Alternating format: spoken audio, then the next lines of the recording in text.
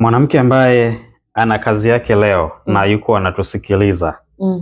Unamshauri nini sasa? Yupo kwenye ndoa, anataka kwenda kazini, anasubiri nauli mpaka mume wake atoe. Na hajawahi kufanya hayo majukumu. Ana mshahara wake, lakini anasubiri mwanaume ampe kodi ya nyumba, ampe nauli ya kwenda kazini na kurudia, anampe na hela ya kula ikiwa na yeye ana mshahara wa kwake. Unamshauri nini huyu sasa? Nina vitu viwili. Kitu cha kwanza, huenda mwanaume yeye ameamua kushika nafasi yake na akamwambia asifanye chochote. Huyo simzungumzi. Sawa? Nazungumza na yule ambaye mwanaume yuko tayari kusaidiwa majukumu.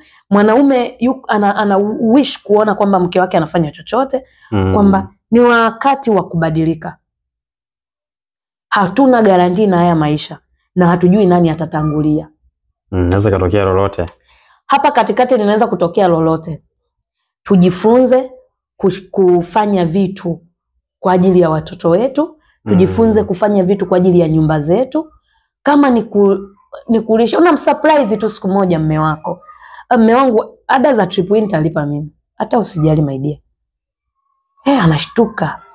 Anajisikia raha kwamba ana msaidizi nyuma yake ambaye anamsupport. Yuko strong. Umeelewa? Mume wangu, wewe hela zako zitafanya 1 2 3, za kwangu zitatumika kwenye chakula cha humu ndani.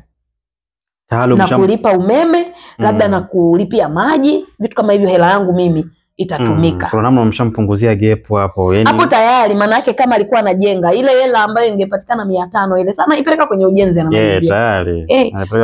Ni wajibu wetu sote kuilinda na kuitunza familia yetu.